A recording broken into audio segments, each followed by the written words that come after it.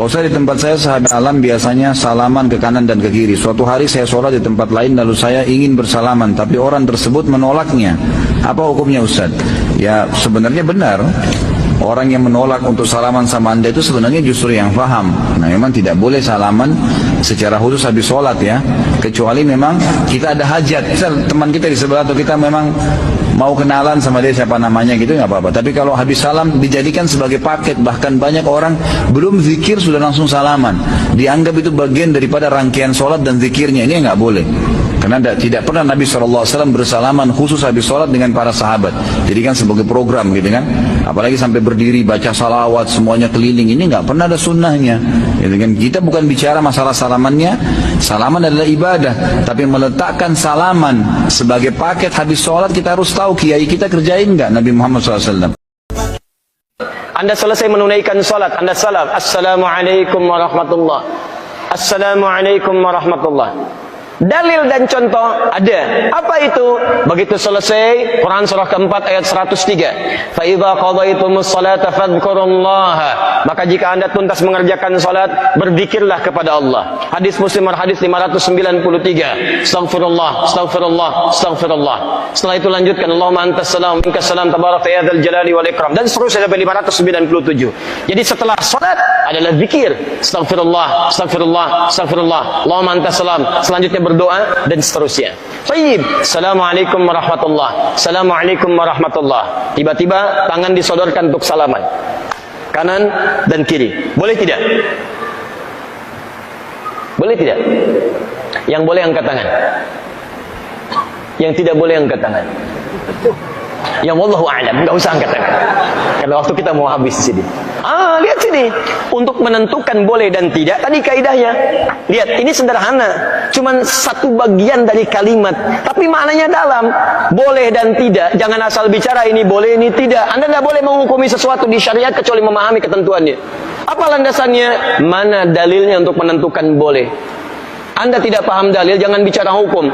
Kata Imam Malik, Anda hafal 100.000 hadis tapi tidak memahami isinya, jangan bicarakan tentang hukumnya. Apalagi Anda yang tidak hafal hadis baru tahu terjemahannya, tiba-tiba memberikan hukum pada orang lain, itu yang bahaya. Awas, hati-hati. Nah, bagaimana menentukannya? Apa dalilnya? Tayyib. Hadis riwayat At-Tirmidzi menyampaikan dari Nabi SAW, "Ma min muslimaini yaltaqiyani fayatasafahani illa ghufira lahuma qabla an yatafarraqa." Tidaklah dua orang muslim bertemu dimanapun kapanpun. Catat kalimat itu. Dimanapun kapanpun. Mau di dalam masjid, mau di luar masjid, mau di kantor, mau di rumah, kapanpun dalam kondisi yang dibenarkan. Mau setelah sholat, mau di luar sholat, yang dibenarkan. Karena di dalam sholat gak mungkin Allahu Akbar, Allahu Akbar. Mustahil. Dalam kondisi yang dibenarkan. Ba'da salat, Assalamualaikum, Assalamualaikum. Di luar masjid, fayatasafahani, tiba-tiba keduanya bersalaman. Salaman. Ghufira lahuma qabla an yatafarraqa. Maka diampuni dosa-dosa yang pernah melekat pada keduanya. Pada keduanya. Ini pernah membicarakan keburukan pada orang ini pernah berprasangka yang tidak baik, tiba-tiba salaman. Tapi salamannya menggunakan tasafah. Dari kata safaha, sesuatu yang lapang hatinya. Jadi ketika bersalaman itu ada kelapangan dalam hati. Masya Allah, salaman. Maafkan Pak ya, kalau selama ini ada yang khilaf, saya juga sama. Jadi lapang suasana hati. Itu begitu belum lepas ini, digugurkan dosa-dosa yang pernah melekat di antara keduanya. Ingat kalimatnya itu tajam, bukan salaman biasa. Kalau cuman begini, satu nengok ke barat, satu ke timur, masyriq wal maghrib, nambah dosa. Apa kabar? Baik. Satu dosa, yang ini dosa. Jadi begitu Anda salaman, saya tasafahani, lapang hati, ghufira lahuma qabla an yatafarraqa, turun ampunan Allah pada keduanya sebelum dia berpisah. Begitu berpisah, sudah tidak membawa dosa di antara keduanya. Tayyib. Sekarang persoalannya, Assalamualaikum warahmatullah. Assalamualaikum warahmatullah. Tiba-tiba salaman. Tek kanan, tek kiri. Dalilnya ada yang tadi. Karena hadis tadi tidak membatasi. Mau ba'da salat, mau di luar masjid, mau jadi dari salat, yang penting salaman. Boleh tidak? Boleh kalau bicara dalil itu boleh. Cuman persoalannya contoh tidak ada. Kaidah mengatakan kalau tidak ada contoh, ya tidak ada masalah. Yang penting ada dalil. Karena patokannya dalil ada. Karena tidak setiap kesempatan Nabi mencontohkan itu. Dalilnya ada.